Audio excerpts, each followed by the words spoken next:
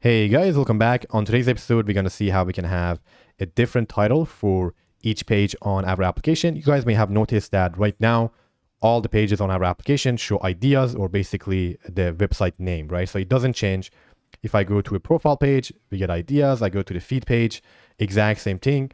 And of course, on a real application, you want that the title to change and reflect what the user is viewing. This is also very important for SEO purposes, and also if the user is bookmarking it, you want it to have, show what the page is actually about. Okay, so let's go ahead and see how we can do that on today's episode. So let me zoom out so you guys can actually see the entire page. Now this is relatively easy to do. We can go ahead and on our layout page, and if you guys remember, our layout is under layout. Initially we had it as layout and I renamed it to app. So if you haven't renamed yours, you should have it be as layout.blade.php. So open up that file, either layout.blade.php or app.blade.php, or if you use a different name, whatever you named it. So in this case, for our title, we can go ahead and use the yield directive that we learned, just like this. Again, if you guys remember, yield allowed us to inject code or HTML or a string inside the parent Blade file that we were, basically including. So if you guys remember on our dashboard page, for example, we could do section content, and whatever we put inside the content would get replaced or added or replaced with this yield, right? So it would get added on our parent layout, right? Which is app.blade.php. So this would be kind of similar idea. We will add a yield and I'll name it title. You can name yours whatever you like. And generally most sites, they have some sort of divider or separator here. You can have like a tag or dash. Some websites use the pipe or like the vertical line or vertical bar here. So it's up to you guys, whatever you use. In this case, I'll just use the vertical bar or this pipe. And that's all we have to do. So this is going to go ahead and allow us to have a different title for every page, right? So now that we have added this yield, how can we actually pass it in, right? So let's start off by doing that on our dashboard page, and we can then go ahead and do it for all the other pages. So this is very similar to what we did with content, guys. If you remember, we are using yield for content, and then we had section. So we can go ahead and do the exact same thing. I'll do it at the top actually. So we have extends. I'll come over here and I'll do a section. And again, we need to pass in whatever we want to replace. So the yield name was title. So in this case, I just say title. Now, previously with content, we were doing section and then end section. We can still go ahead and do that. And for example, I need to say a dashboard. So we can definitely go ahead and do that. So let's save it. And if I reload now, it says dashboard ideas. Let me zoom in again for you guys. So that's still a valid code we can write. However, there is a shorter way of doing it in Laravel. Basically, if what you're passing in is just a simple string and it isn't HTML or a long piece of text, you can actually ignore the end section and pass a second argument to this section and basically pass the title here. So in this case, I can say dashboard. Okay, so that's all we have to do. This is a shorter version of it. And as you can see, it's a very easy and simple syntax for us. So I'll just copy this.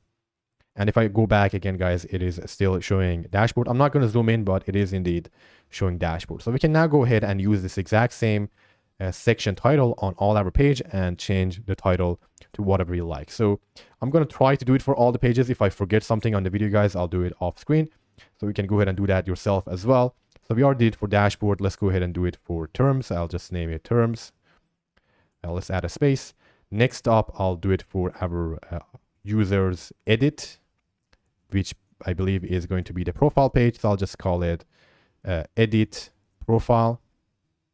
Next up, we have users show page. So I guess I say view user. I can't think of something better right now. So let's go with view user. And next up, we have the idea pages. So in this case, I'll just name it view idea.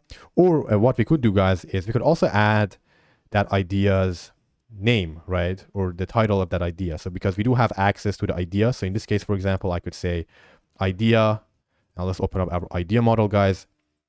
We can show the content, although, well, I don't know if the content would fit. So it would be a little bit too long. So I guess in this case, I'll just say view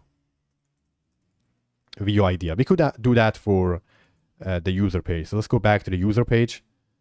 I'll do that for the view user page. So instead of view user, I'll just add the user's username here, or the user's name here, because we don't have a username. So in this case, I say user and name. I believe we can do that, right? So let me open up the user's controller.